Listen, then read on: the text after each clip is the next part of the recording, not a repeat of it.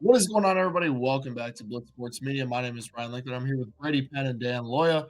We are here with our Week 14 reactions, and it was an interesting week for sure. We definitely have a clearer look at the playoff picture, and the Kansas City Chiefs are officially not going to make the playoffs this year. I think that is very clear.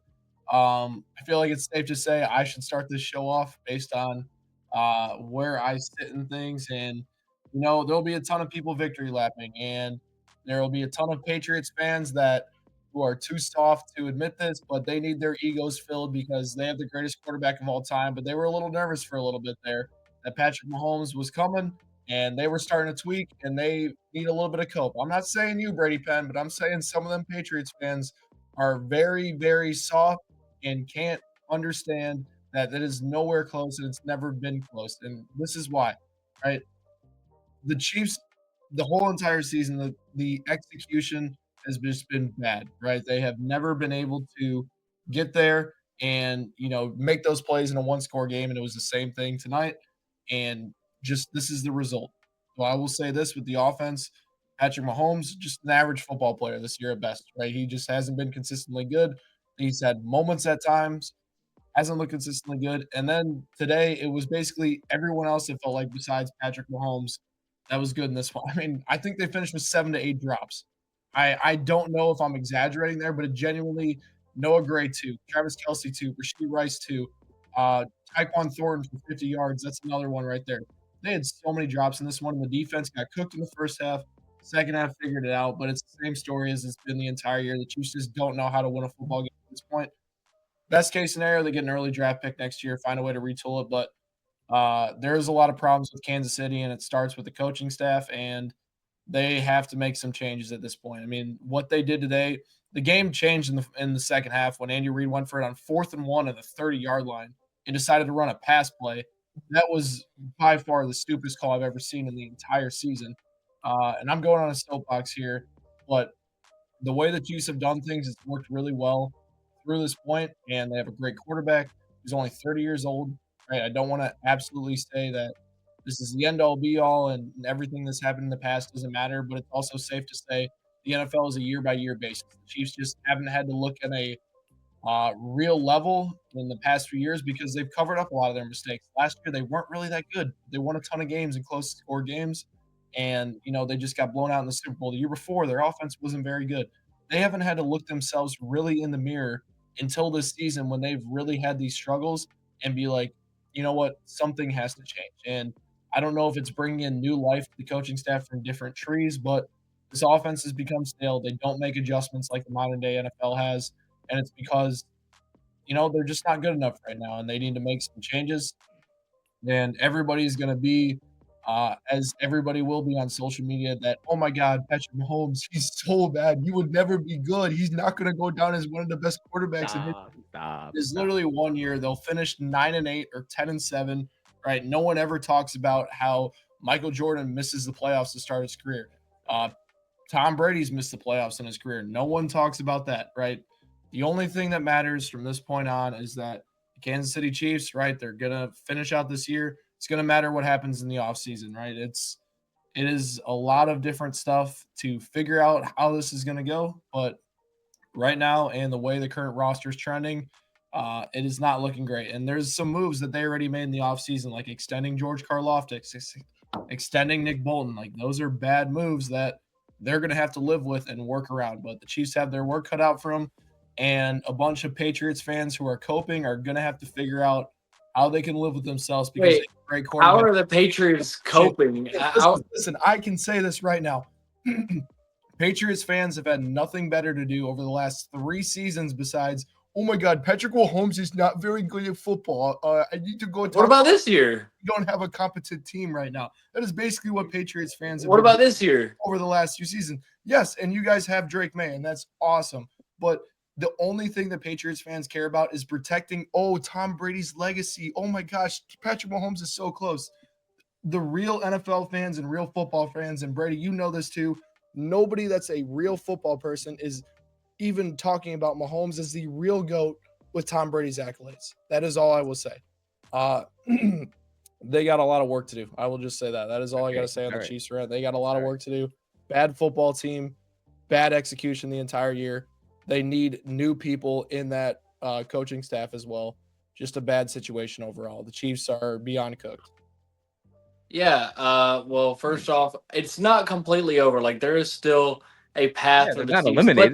there Oh, is a fat they're chick. There's a done. fat chick somewhere in Missouri about the size of Chris Jones, and They're she's done. starting to warm up right now. And she's saying "Do Look at re that. mi Look fa at that. sol Chris la Jones had his ti." best game of the Don't think we're season seeing tonight. Mahomes in January this year, Uh, but No, Chris Jones had his best game of the year tonight, and they still lost. I know. Yeah, he did. He no, did. hey, listen. In the second half in the third quarter. I really thought like I mean I saw a tweet that said it during the game. Like there is a distinct, tangible feeling of a champion with their backs against the wall, right? And that felt like Kansas City. That third quarter, they were dominating. I mean, they outscored Houston 10-0, and it felt like Chris Jones, like you said, single handedly was taking that game over. But then it just felt like the tide started to turn there when Mahomes took that shot with the deep ball, underthrew it, and then it was Lassiter that picked it off there in the fourth quarter. Honestly, I was feeling like if they could get Butker to knock one more in to make it 13-10, that was going to be the ball game. But ultimately, they threw the interception, and then they went for that fourth down inside their own territory. They weren't able to get it with the drop from Rice, and I mean, it's just all these things. It feels like almost like this year. I said it last week. LOA, law of averages. It feels like the law of averages is finally rearing its head at the Chiefs. Not that they've just gotten nothing but lucky over this run, but to be a sustained dominant team, to be a dynastic team, you have to have some breaks go your way, right? And especially to win 3 rings over the course of 7 years, you have to have breaks go your way. And it feels like those breaks that they've gotten or those execution moments just haven't come this year. And it You feels can't. like You literally can't expect to play in the National Football League and win every single big moment. And it felt like probably for 3 seasons, Kansas City won every big moment besides the Eagles Super Bowl. yeah, I mean, when it was at one point like 17 games in a row that they won one Yeah, score it was games. some crazy stat like that where they And were. this was all but a one score game. Like I know that the Texans got the field goal with 30 seconds left, but this was essentially a one score game. And this is like Yeah, now the Chiefs are what 1-6 this year in that city. If we count this as a one score game, that's like 1-6 in these types of games. And it's like it feels like there hasn't been a cohesive team win for most of the season. I mean, outside of the Baltimore game, outside of the Detroit game, over this back half of Raiders the game. year, even the Colts game, that the doesn't count, offense Dan. That does the not count. offense the offense was anemic in that Colts game for 3 quarters, and the defense kind of won them that one. The offense came alive right at the end. Feels like when the defense plays well, the offense doesn't play well, and vice versa. But I think that when you go across the board, yeah, I was saying earlier today, I think Reed has taken a step back. I think he is still a top tier coach. I think a lot of it has been sort of that law of average on fourth downs, on fourth and short, on these aggressive moves that they usually make. I don't even necessarily, I mean, tonight, Rashee Rice is open on that fourth down. They just don't get it. They can't catch the ball on that play. The offensive line got some injuries, but I think that Brett Veach really screwed this team too in the offseason. They're not going to be able to bring back McDuffie now because they brought back Karloftis, who's had limited production, and then Nick Bolton, who's been one of the lowest graded Chiefs defenders. And when it comes to the offense, when it comes to Mahomes, I mean, it's just the deep ball, the lack of a deep ball, which you mentioned that deep ball to Thornton was the best one that we've seen in weeks, and it got punched out on a great play from Lassiter. It feels like without that ability in the offense, without the deep ball, with Mahomes consistently missing that, there's just a limitation to this offense, and they have Don't to you be able feel to like the win. limitation comes from the team never setting up the run game under center and never giving like an actual play action look? Like you see what works in the modern day NFL. Like the modern day NFL has shifted over the last 3 to 4 years after that Bucks Super Bowl where they beat the Chiefs. Right? There's a lot of defense that are saying with the really good quarterbacks, you can't beat us deep. Right? You're not going to do that. We've seen Mahomes and Josh Allen's ADOTs really significantly decrease over the last few years. The biggest difference is you see a team like Buffalo. They adjusted. They said, we're going to be an under center team. We're going to run the ball with James Cook, and they're efficient.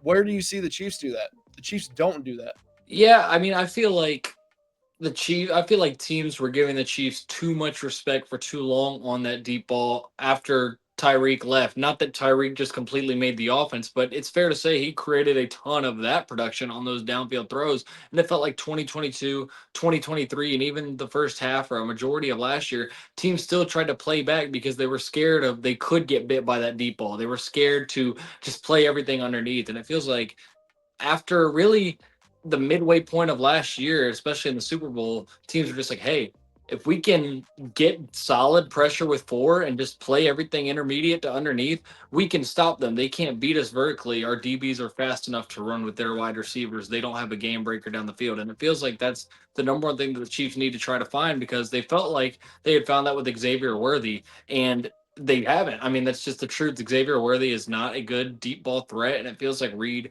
consistently has to scheme up really creative ways to get on the ball that don't include him winning on a route. So that's something they're going to have to figure And out. they don't like I think we agree with this is they don't have a real route winner. They don't No, have they a guy, don't. I mean, Rice a Rice guy is that great with the wins like ball in his one-on-one hands. battles.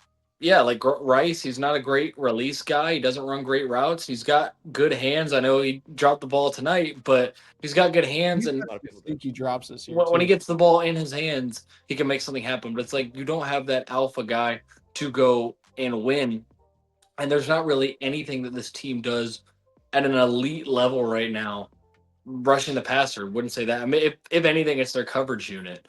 But I mean, this team just they've got a lot of stuff to answer. And what I'll say is, I don't want us to get to pointing at Brady missing the playoffs. First off, it's not Cope. Brady missed it in his second year, but that's not even what I want to get at here. What I want to get at is I think Chiefs fans are going to realize that it's really hard once the quarterback turns 30 and once he's no longer on that rookie deal, right? It's tougher and tougher to sustain success. And I believe that Mahomes will continue to have success in this league. I'm not saying it's completely over for him and he has no shot of ever winning another Super Bowl, but I don't know if you're ever going to see this team, reel off 5, 6, 7 straight AFC championship appearances. I don't know if you're going to see them make it to 5 Super Bowls in 6 years just off Mahomes is going to have to get paid. Guys are going to start getting paid elsewhere, right? Reed isn't going to be there forever. It's going to be interesting because the league just has a ton of turnover. Quarterbacks tend to have peaked by this point, and Mahomes is a great player. Maybe he, finds that second win once new people get around him. But it's tough. It's tough, right? Especially he's creeping up in the next few years. He'll get to that mid 30s, and from there on, there are very, very few quarterbacks that have had lasting success. I mean, so it's going to be really interesting to see. It's gonna be all right. I don't think they're going to make it this year. They've still got a chance, but it's going to be interesting next year and the year after to see what kind of moves they make. And for all the Chiefs fans, yourself included, Ryan, that have such a problem with Andy Reid, I really hope that we do get to see what it looks like when Kansas City doesn't have Andy Reid, because I have a feeling that whoever the next guy is, unless it's like Sean McVay or Kevin O'Connell, It Chiefs might fans are be going to Kevin be like, "Oh O'Connell my because a God, lot of we Vikings miss fans Andy want Reid him out. so much." Well, then look, Kevin O'Connell, if the Chiefs fail, I'm sorry, buddy, you'll be the first one to get blamed. Listen, and you know what? I will say this because it's a perfect comment, right? You can literally say that I 100% think Andy Reid's a great coach. He's one of the best coaches of all time, but it is 100% okay to criticize them within the current season. Steve Spagnuolo last week against the Dallas Cowboys decided to run press man coverage against CeeDee Lamb and George Pickens, and they got beat by 8 slant routes over the middle of the field with 0 adjustments. That's bad coaching, right? Brady, you played football. That's bad coaching. There were 0 adjustments by the defense in that game. Andy Reid, the Chiefs' best running game and the most efficient offense they've had this year, has been under center. How many under center runs do you see on this offense consistently? Not too many. I would say there's less than a handful that we saw tonight of actual under center runs and runs worked off that. It is okay to say that the Chiefs have been badly coached this year, but it's also okay to say they have great historic coaches. Both can be true in the same sentence. I don't think Spags, Nagy, or Reed should be fired by any means. I'm not saying that, but I think bringing in guys at like the quarterback coach position, the offensive line coach position, like the wide receiver position, bringing in different lifeblood from different trees provides different ideas to come up with different solutions to win against defenses. The Chiefs have had such a way about them that they have this West Coast offense that they've done for so long, and defenses have made adjustments. They've faced a lot of zone coverage over the last probably 4 seasons. They have zone beaters. Now they're getting beat by man coverage. They're not making the necessary adjustments. And the modern day NFL is going a lot of under center, these outside zone stretch runs, and these gap scheme runs that the Chiefs don't do very well. And they also run a lot of play action off of that. It is 100% okay to say that the Chiefs are not very good at that and they don't have that in their bag because that's not what their coaching staff does. That it can all be true in one sentence without saying, oh, I want Andy Reid fired, or oh, the Chiefs have bad coaches, right? It's just the reality of the situation, and it's okay to judge people on a yearly basis because I literally blatantly started the show by saying Patrick Mahomes has just been okay this year, right? You'll probably look at QBR after this weekend. He'll still be top 5, but he has just been okay. He can't hit the deep ball anymore consistently. and they're not winning the big games like they should. So I will be the first one to tell you that they need to make adjustments and need to move on. I think Hey, it's a 15-minute segment here, so I we gotta move respect on. that take. The last thing that I'll say really quickly is the only thing as a Patriots fan that I'm really like concerned with or happy about is that it looks like the Well, you're AFC gonna avoid them. the AFC Championship, and not even that, the AFC Championship streak is going to stay alive for the Pats from 2011 to 2018. Made 8 straight. Chiefs look like they might stop at 7, but you never know. I mean, we've seen some crazy things happen for Kansas City, and I think that for a lot of Brady fans, I think they might take it a little overboard with the victory lapping. They might go like really hard, but I think it's because a lot of us felt that it was a little premature by some of these people to say like Mahomes is the best I've ever seen, Mahomes is the greatest, and it's like we think Mahomes is great too. Every Brady fan I've ever talked to pretty much thinks Mahomes is Oh great, no. but Oh no. listen, you have to overcompensate and you have to fight fire with fire when these people are out here saying, "Oh, Brady could have never did this. Brady, he's a system guy." All the random bullshit that you hear on here about Brady. So I think that Get off Twitter. Chiefs. I think Chiefs fans have Facts. come. I think Chiefs fans have come to appreciate a lot more what Brady and the Patriots dynasty did over the last couple of years. Like with the more and more hate that gets thrown their way for winning, and the more and more that they experience kind of the way that things went for Patriots fans. Right? You hear the refs. You hear, oh, it's the coaches. Oh, it's Brady and Mahomes are carried by the defense, the O lines. Oh, they play in a weak I division. You think hear, I think Chiefs fans appreciate more winning one-score games that look ugly at this point. yeah. I Like, mean, you losing gotta losing hasn't been a winning. thing with Mahomes. It just Winning hasn't is the been a name of thing. the game. Winning's the name of the game, and I think that I've never in my life thought that Mahomes is going to catch Brady, and if it happens, I'll admit it. If Mahomes gets 8 rings and gets MVPs and breaks the records, like I have no problem admitting that. I just, from my perspective, I always wish that Chiefs would hit the brakes, and I feel like the way that last year ended and the way that this year is going, it might force them not to just say that their guy has no chance or that this like thing is over, whether no matter how you feel about it, but like maybe recalibrate, take a step back and realize, okay, this shit is hard to do for 2 decades. Our quarterback has been amazing for 8 years, but this is really hard to do. Let's take it a year at a time. That's all that I want to see. Yeah, it's gonna be interesting kinda going into the offseason and see what they do, right? This is a one-year sample size, right, of Mahomes' career, and obviously it's the low point of the career, but we'll see what happens. There's gonna have to be some adjustments made, but Ryan, you you know what? I Yeah. know I texted you before the show that I only had a limited amount of time, so I kind of want to do our before I gotta go. I want to do our round table that we do every week. Don't even have to say if you don't want to who you think is going to win the AFC, but kind of state of the union right here. Why don't we start with Dan to the right real quick? We'll go right to left here on kind of the state of things in the conference now that the top dogs might not be in the dance. Yeah, well, I think you got to look at the top two teams as Denver and the New England Patriots. I think those are the top two teams. I think I was reading earlier today that Denver's got a tiebreaker over the Patriots because the Yep, Patriots lost week 1 to the Raiders. common So opponent. Yeah, if yeah, so if the Broncos win out, I think they will take hold of the number 1 seed, and that's gonna be a tough. It's gonna be tough, man, for any team to come into Denver and go up against that defense. Tough stadium, tough environment, tough atmosphere. It's hard to breathe up there in the Rocky Mountains. So yeah, man, if they get the number 1 seed, they're gonna be really tough to beat. And I know back in the day, you guys are bringing up Brady and all that, but Brady lost. What was it, to get to Super Bowl 50 He 10 years lost two ago? AFC championships in Denver. Yeah, yeah. So I'm saying, Patriots haven't had a lot of, recent success there. So we're gonna see what happens in the playoffs. But it's wide open, dude. You saw the Bills today. The Bills skated by the Bengals. Each team, man, there's no superior team in the AFC. It's up for grabs, and even Houston. I'm really impressed with Houston. I thought CJ Stroud played an incredible game today. I don't care what the stats say. He was awesome. He was making plays, and without him, they're not in that game. But it's about their defense. Their defense is elite. It's a Super Bowl defense. They can carry that team to a championship, and they're on a what where they win Texans 4 or 5 games in Fine. a row. Yeah, dude. So just watch out, man. The train's just getting going. It's just left the station, and I don't want to play that Texans team right now. So those are my thoughts. Yeah, for Denver, I think that that defense is definitely up to par. I think that I've mentioned it the last few weeks, like that offense keeps playing with fire. Like I don't think we've seen one game besides against the Cowboys, who are one of the worst defenses in the league, especially pre Quinn Williams, where you're like, man, this Denver offense looks really, really good. Like this passing game looks good. The run game feeds off of the passing game. The only thing that I'm impressed with when I watch the Broncos offense on tape is the offensive line. And I hesitate to always pick a team like that to come out And when it comes to the AFC South, I think we all can put a fork in the Colts. I've been ready to do that for a few weeks, but now it's official without Daniel Voodoo. Jones.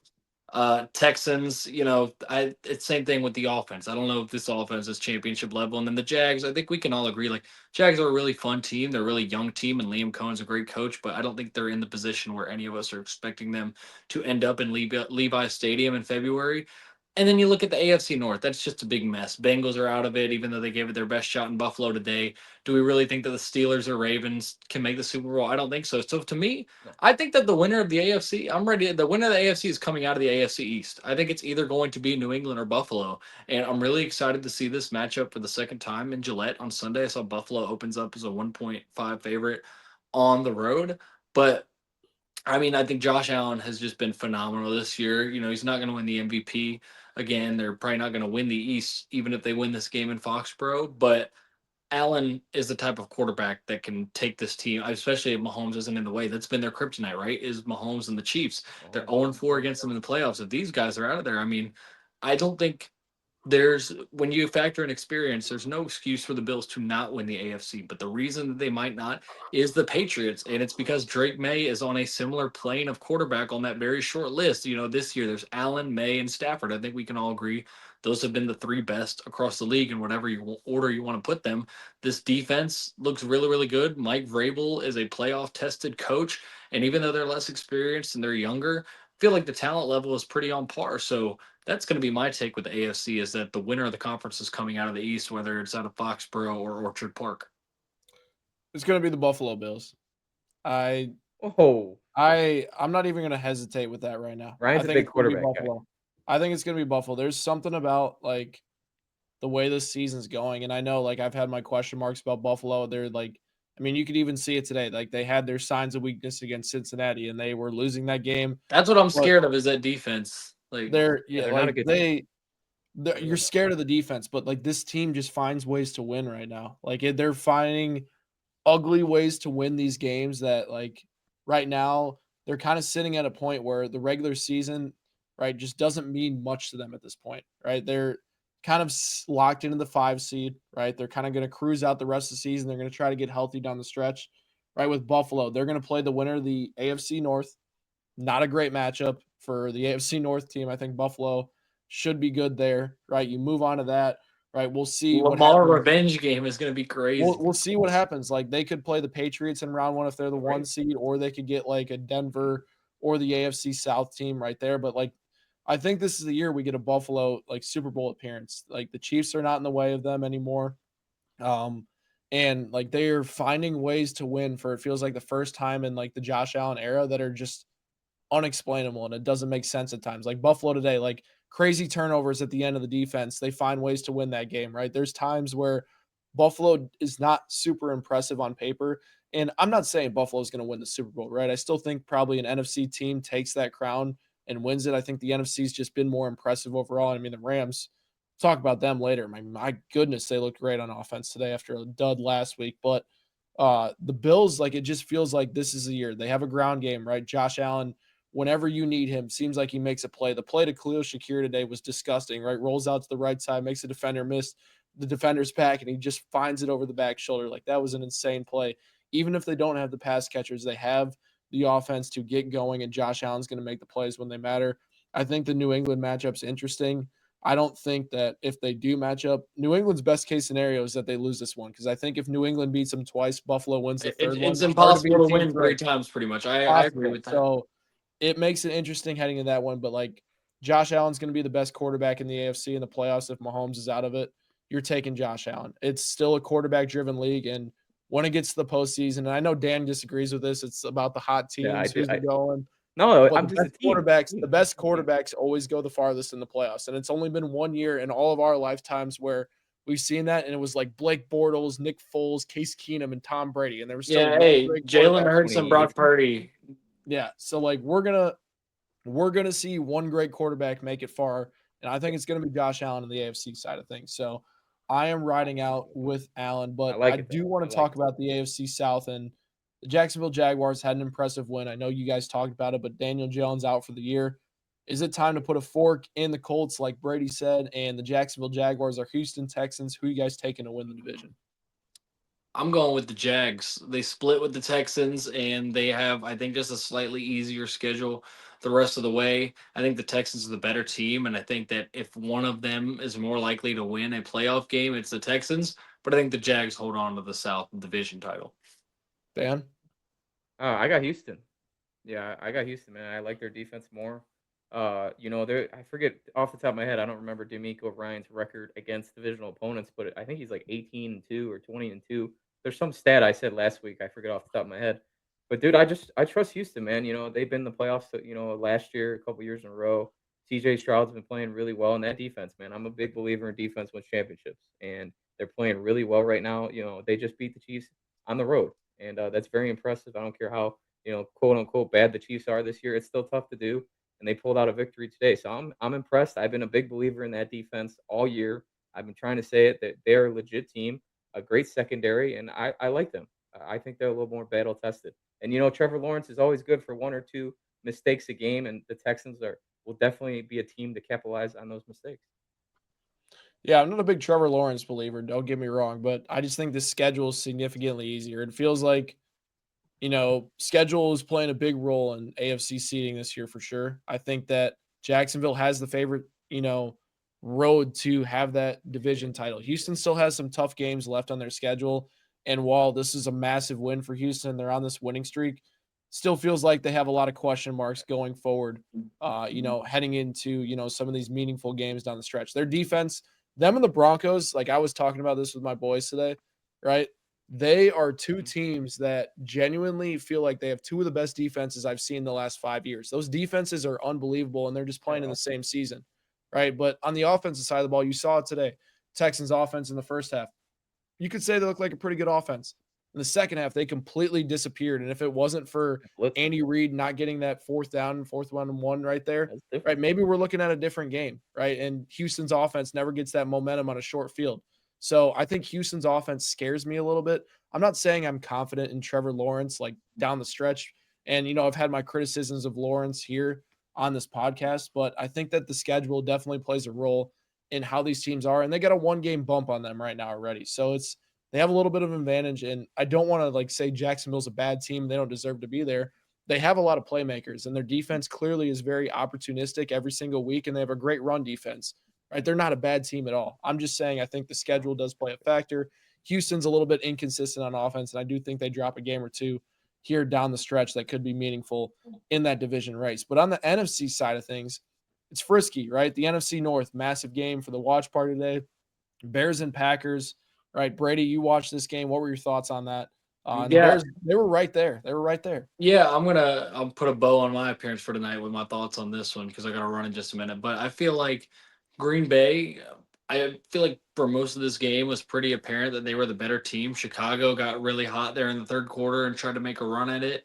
But I think that, experience wins out so many times in the NFL when it comes to a team that's on the rise versus a team that's kind of been there the last couple of years. And not that Green Bay has reached the mountaintop, but they have been there the last few years. 2 playoff appearances the past couple of years. They're playing hot right now. Their defense is really good. Jordan Love isn't really asked to do a whole ton in terms of volume, but he's incredibly efficient. And ever since they got Christian Watson back, this passing attack has felt a lot more Christian Watson fluid. might be one of the most underrated receivers in football. Yeah, He's taken a absolutely. massive step this year.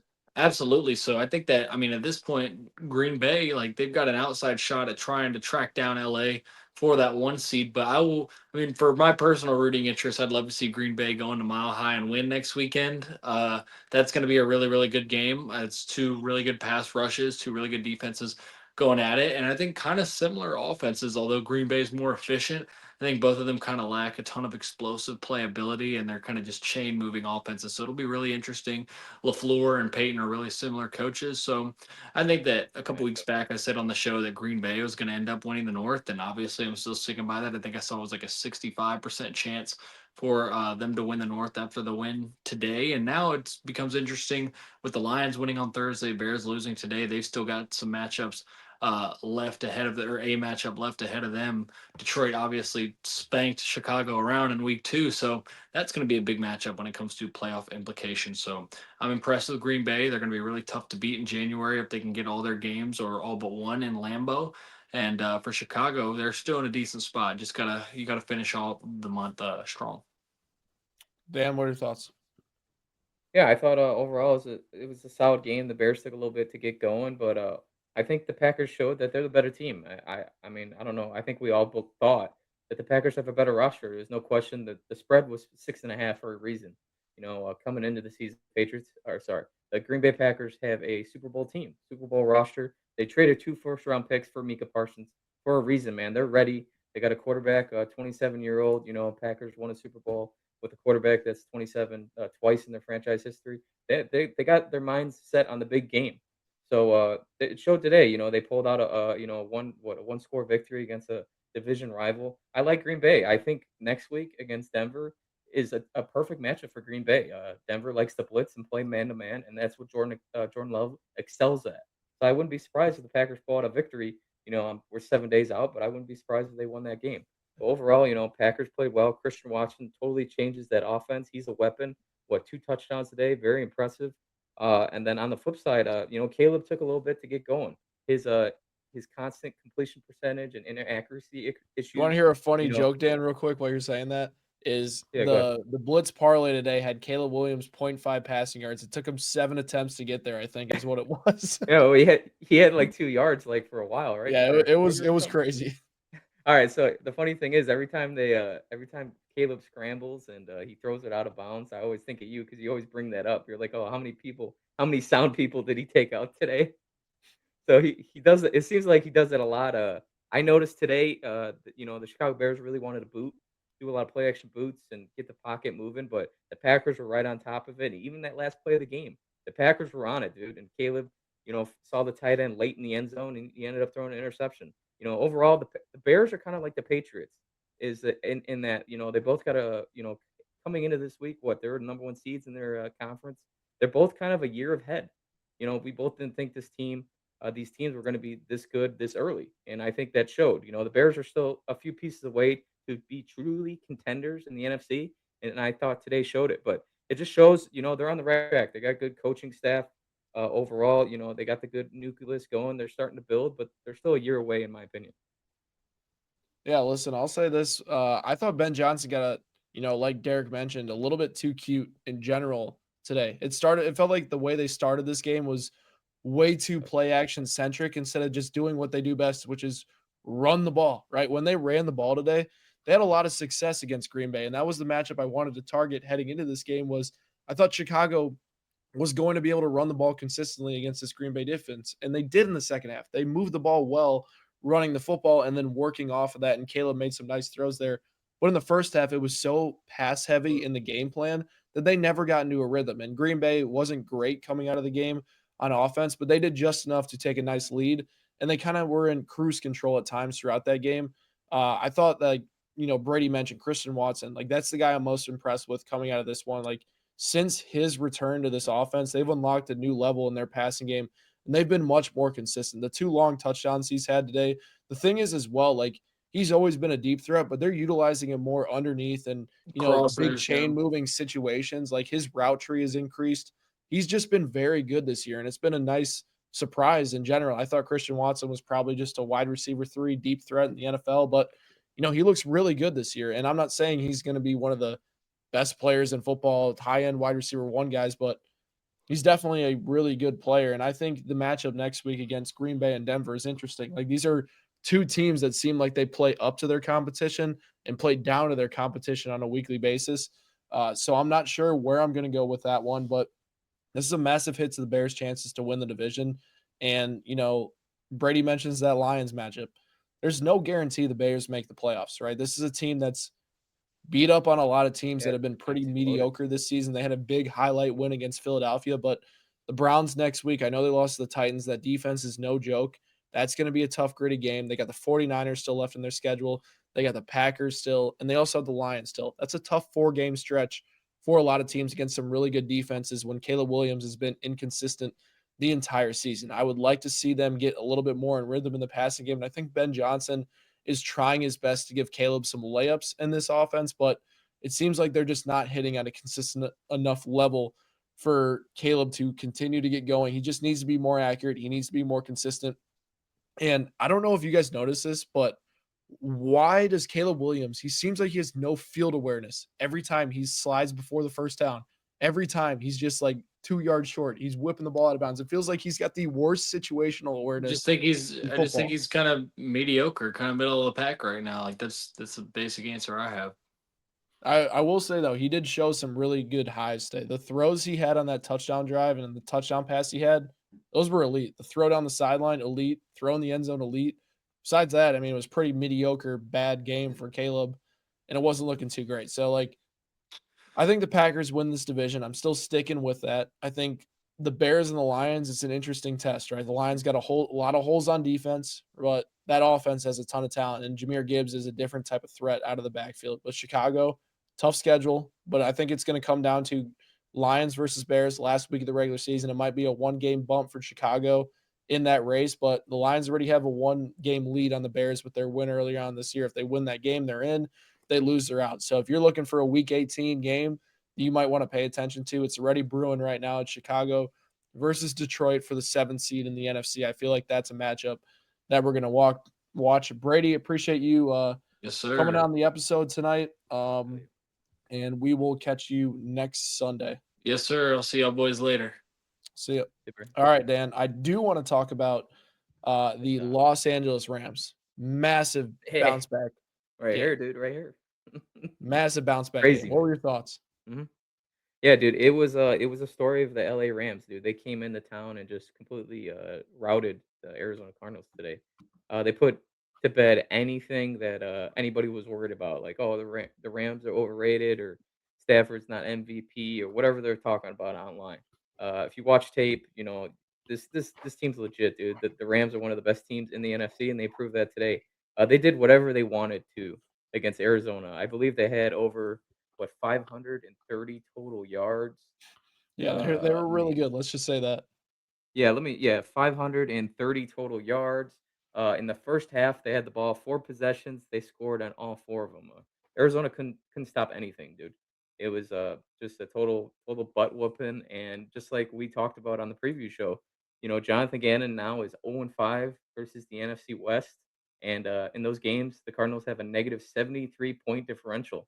It's just there's a huge gap. There's the Cardinals, and then it's the 3 NFC West teams up here. So there's a huge gap and they got to somehow, some way build out of it. Arizona does, but dude, Stafford. After today, I think Stafford's the MVP. Like, I don't know if you were able to catch any of that Yeah. game today, but he looked incredible. It just seemed like whenever he came to the line of scrimmage, he knew exactly what defense they're in, where to go with the ball. He was under no pressure all game. He was incredible, and I think a big story in this game is Blake Corum.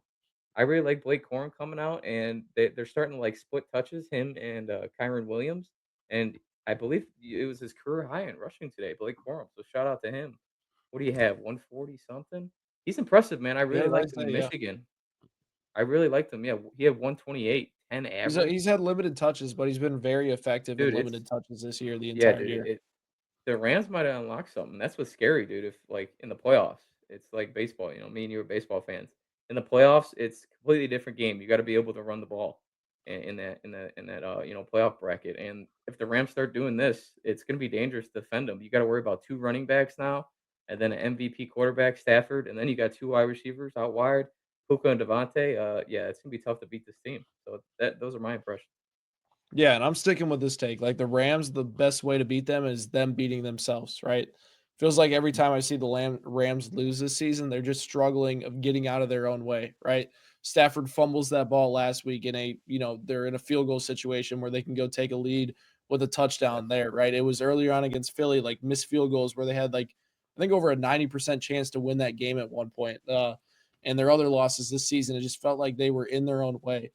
This is an elite defense with a great quarterback right now, and he has great weapons around him with a great coach. Like everything for Los Angeles is peaking at the right time. It's just a matter of can they continue the execution on a weekly basis to where they are not, beating themselves. The run defense is making sure they're consistent. They're playing strong every single week. They're taking care of the football. Their special teams are locked in as well. With Los Angeles, they're my favorite to win the Super Bowl right now. They are going to go there and they are going to be able to win that thing just based on the talent they have alone. Only worry I have is that they go through and beat themselves. I think Stafford made a great case for why he's the MVP today, put up some great Yeah, he's numbers. had And obviously Drake May had a bye week, so we couldn't watch him play. But I just think with what Stafford's done this year, I mean, it's just been really elite. And I know a lot of people are down on him, and the odds went down on him after his turnover game last week, but yeah. he's just been so good this year. I mean, it has been an electric year from Matthew Stafford overall. So very nice season from him. Let's talk about the last game of the week that we'll touch on. The Steelers versus the Baltimore Ravens. Dan, Aaron Rodgers turned back the clock. He was phenomenal in this game today. What were your thoughts? Yeah, he played well. I don't know what his average per attempt was. I just thought overall, you know, the Steelers are always a bad matchup for Baltimore, and Baltimore's offense is kind of in a little bit of a slump. I thought Baltimore got out of rhythm in the run game. They didn't feed Derrick Henry enough till it was too late. I know the box score says 25 carries, 94 yards, but I believe it was too little, too late. And even with all that, it was still a close game. I think the difference in the game overall is it was a 10-3 game, and then there was a penalty on the field goal attempt.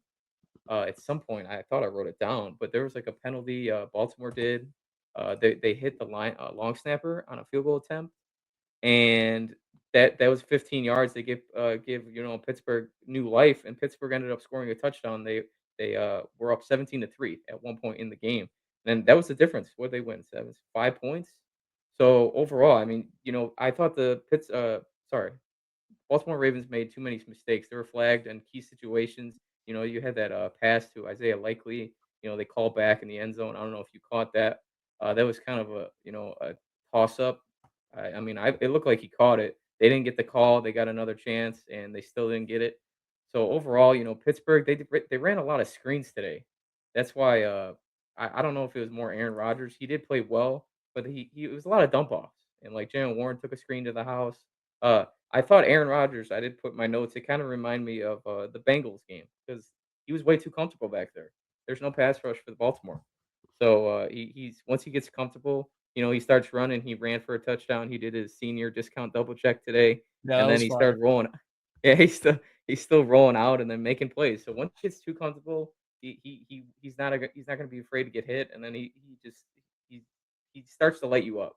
And then, overall, I thought the Steelers played well, man, and this is why I trusted the Steelers more. I know you've been a big Baltimore believer, and I just thought they Baltimore dig themselves into a huge hole. They went on that losing streak at the beginning of the year. They lost Lamar Jackson, and I know you still have that ticket, and it's not over. And Pittsburgh might choke again, but I like Pittsburgh, man. I think they're too veteran savvy, and they're gonna eventually put it together, and they're gonna win a division. Maybe what 8-9, 9-8, whatever it is. They'll finish 500 for Mike Tomlin, and they'll win the NFC North and get bounced in the first round of the playoffs. I know Joe's saying that. Listen, I thought Pittsburgh did a great job today, right? I want to highlight more of this game. I think, right, Aaron Rodgers turned back the clock today. He was phenomenal, right? And I'm not taking this light. Like the throws down the field were electric. The pocket movement was electric. He used his legs, obviously, in that touchdown when he needed to. He did enough today with the Pittsburgh Steelers where it felt like this. He knew this game was basically a big step in the division race for them, and he basically took over. This is not a super talented Steelers offense, but he played phenomenal in this one and did everything he could to basically will this team on offense to get just enough done to beat the Ravens. But the Pittsburgh Steelers defense once again did a great job on limiting the Yeah, Baltimore Ravens offense and setting themselves up for a perfect game to only score 27 points and have a great game on the defensive side of the ball. They're very opportunistic with turnovers. Same type of scenario happened today. But that one. I mean, the Baltimore Ravens, right? We always talk about the Kansas City Chiefs and what they haven't done this year. It's kind of been quiet with what the Ravens haven't done this year. And you could probably argue that the Chiefs have been a better 6-7 than the Ravens are at 6-7, just based on their schedules alone. And the Ravens, right? That feels like they've been a little lucky to be in this division race for this long. They've got some real flaws, and Lamar Jackson's not playing at a very high level. They're not really creating much on the offensive side of the ball. Their defense doesn't rush the passer very well, right? Lamar just hasn't been playing to the same level, and he's not carrying this team. The interesting part is we look at the Chiefs roster and we're like, yeah, there's some holes there. They got some talent, right? But you can see why this team struggles at times. With the Ravens, on the other hand, you look at the roster, Dan, like we came in, this is a top 2 roster in football, loaded on the defensive side of the ball. this offseason, loaded on the offensive side of the ball this offseason. What has gone wrong for them this year, and where are you kind of looking at them to make some changes this offseason? Yeah, I think, man, that's a view from what 50,000 feet question. I think they dealt with some injuries. They lost some key players. They lost Lamar for a few bit. I think all their players got a little older as well. Derrick Henry's a little older, and they were losing games at the beginning of the year. Just like it was fumbles, wasn't it? Wasn't 2 games in a row Derrick Henry fumbled and They did have a it was little bit of fumbles. yeah, yeah, so the ball didn't bounce their way, you're playing these close games, it's gonna get tough, and I think, just, the hardball experiment, it just run its course, I think. I know there's been rumblings about, he's kinda lenient, he lets the star players do little things, and I don't know if he has full control of what's going on in there, and I think it's just run its course. I think all those Ravens fans, you see they let, Mike McDonald, defensive coordinator, walk. He's the coach of the Seahawks, and he's got those guys doing really well. So I think it's not a good look overall for Baltimore in that case. But I think it's just time to get a new guy in there. And I think just like kind of similar to Mike Tomlin with the Steelers. And I know like the forte for Baltimore is they just lose these games. They have all these leads and they just blow them, and it's been a constant thing under Harbaugh. And I think there's something there. So I that's my opinion, and I agree with you. Like the Baltimore came in with like top two roster, both sides of the ball, Lamar Jackson, but then injuries happen. Lamar's got a hamstring injury. He doesn't look right. He's throwing interceptions. He's not really confident right now. His throwing motion's a little off, and that's all it takes, man. And it's unfortunate to see because I like the Ravens and it's tough for them. I want to hear what you think. What do you think about this team? Yeah, I think that, they're kind of in a situation where it felt like Mike Green and Malachi Starks picks, like, those were the picks that were gonna elevate this defense to just that elite tier. Mhm. They just haven't played to that level this year. It felt like they whiffed there, and those were 2 great draft picks, I thought, and they just haven't been that good for them, this year. They have a lot of talent on the defensive side of the ball, but Roquan's getting, not much younger. Their front is extremely old. Justin Yeah, Madubuike aged coming too. off of a big time injury where he's missed basically the entire year. Their cornerback room, well, Nate Wiggins is young.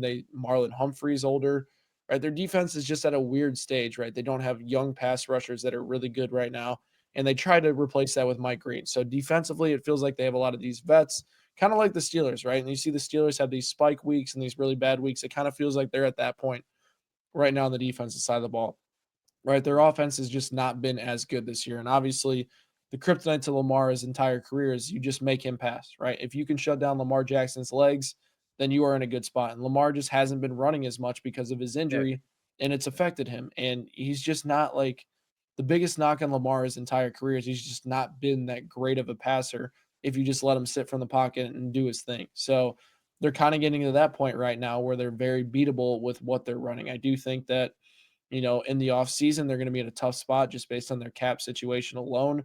But they're going to try to find ways to, potentially add another receiver to this room, maybe add an edge rusher as well.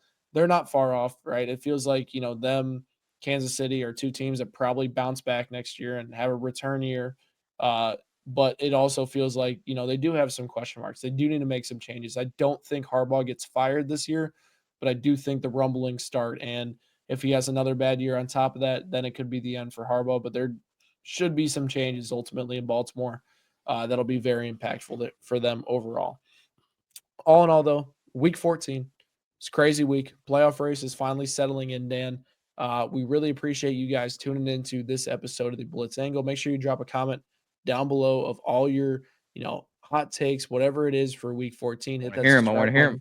Yep, for Blitz Angle content. And me and Dan, we'll catch you guys next time.